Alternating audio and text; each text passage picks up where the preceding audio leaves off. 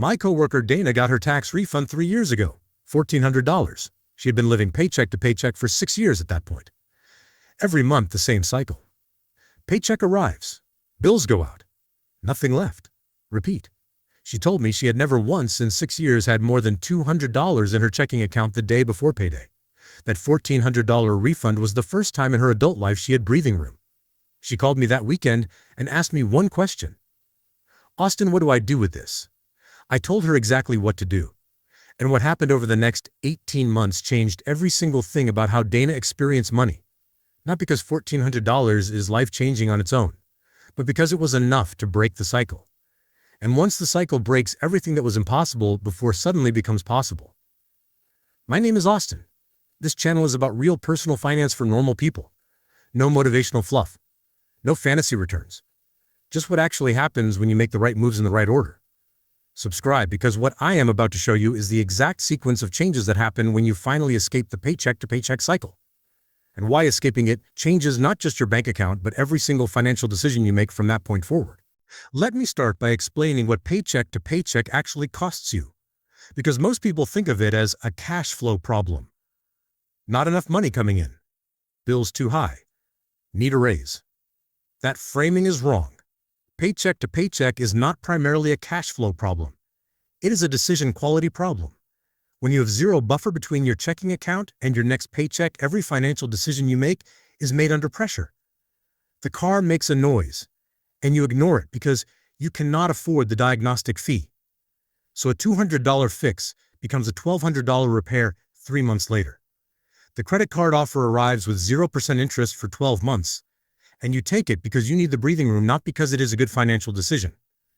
The slightly better job offer requires you to go 60 days without pay during the transition, and you cannot take it because you cannot survive 60 days without a paycheck.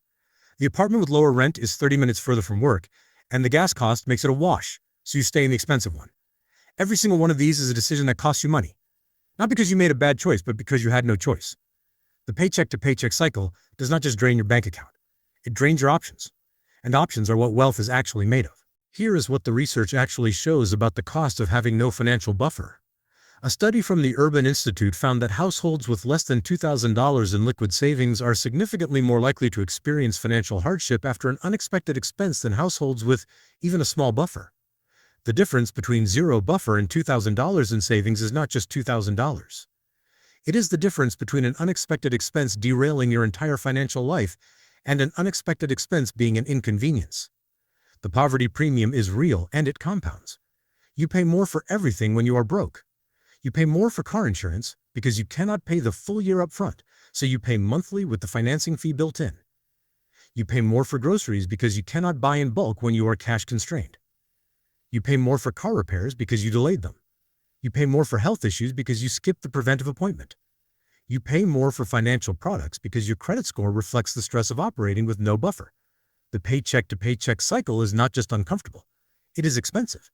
And the moment you break it, the cost savings alone start compounding in your favor. So what actually happens the moment you break the cycle? Not eventually. Immediately. The first thing that changes is your relationship with unexpected expenses. Before the buffer, an unexpected $400 expense is a crisis. It triggers a cascade. The credit card goes up. The minimum payment goes up. The amount available for next month goes down. The buffer shrinks further. The next unexpected expense hits harder. With even $1,000 in a separate savings account, that same $400 expense is an inconvenience. You pay it. You rebuild the buffer. You move on. No cascade. No credit card. No compounding damage. This is what Dana experienced first. 3 weeks after she put her tax refund into a high-yield savings account, her car needed new brake pads. $380. Before the buffer, that expense would have gone on a credit card and sat there for 4 months accumulating interest. Instead, she paid it from savings, rebuilt the buffer over the next 6 weeks, and felt something she told me she had not felt about money in years. She felt in control. Not rich, not financially free, just in control. And that feeling changes everything about how you make decisions going forward. The second thing that changes when you break the paycheck-to-paycheck cycle is your ability to make proactive financial decisions instead of reactive ones. When you are living paycheck to paycheck, every financial decision is reactive. Something happens and you respond. Usually badly because you have no options. When you have a buffer, you start making proactive decisions for the first time. You can shop your car insurance because you have the bandwidth to spend 2 hours comparing rates. You can negotiate your phone bill because you are not afraid of a service interruption. You can take the higher deductible on your health insurance because you have savings to cover it and the monthly premium savings go straight into your pocket. You can say no to overtime you do not want because you are not desperate for the extra money. None of these are investment decisions. None of them require financial sophistication. They are just the normal financial moves that are completely unavailable to someone operating with zero buffer. Dana saved $240 a year just by switching her car insurance once she had the bandwidth to shop it. That $240 did not require a raise. It required options. And options require a buffer. The third change is the one that surprised Dana the most. Once she had a buffer, her relationship with her paycheck changed completely. Before the buffer, her paycheck arrived and immediately disappeared into bills and expenses. There was nothing left to decide about. The money had somewhere to go before it arrived. After the buffer, her paycheck arrived. And for the first time, there was a small amount left over after everything was paid. Not a lot. Maybe $150 some months. But it was there. And having money left over at the end of the month that does not have a predestined destination is the moment most people will make their first intentional financial decision. Dana used that $150 to start a small automatic investment. Not because she had a sophisticated financial plan, because it was the first money she had ever had that was not already spoken for. And that small automatic investment was the beginning of a completely different financial trajectory. $150 a month, invested at age 31 at 10% annually, becomes $213,000 by age 65. Not because Dana became wealthy, because she broke the cycle and had $150 a month that was not already gone. I want to talk about the sequence because the sequence is everything. Most financial advice skips the sequence entirely and jumps straight to invest more, save more, build wealth. That advice is useless to someone living paycheck to paycheck because the foundation is not there yet. The sequence has to happen in order or none of it works. Step 1 is the micro buffer.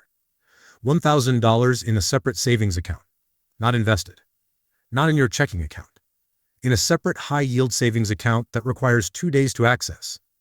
This is not an emergency fund yet. It is a circuit breaker. It stops the cascade that happens when an unexpected expense hits. $1,000 is enough to handle most common unexpected expenses without touching a credit card. Dana's tax refund gave her this immediately. If you do not have a tax refund coming, the path to $1,000 is aggressive temporary spending cuts for 60 to 90 days. Sell something. Pick up one extra shift. Cut every non-essential subscription for 3 months.